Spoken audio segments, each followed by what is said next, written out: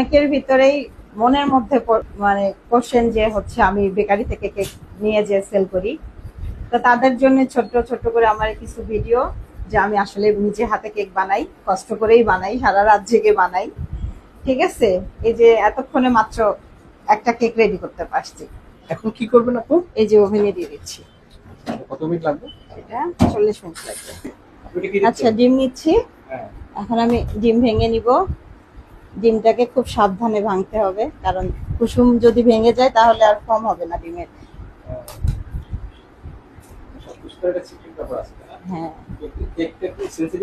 খুবই সেন্সিটিভ, এটাতে পানি লাগানো যায় না। প্লাস হচ্ছে মানে এই মিক্সিং জোরে করা যায় না। আমি কুসুমটাকে উঠাই নিব।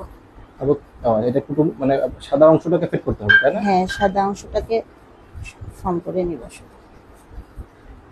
আর অনেক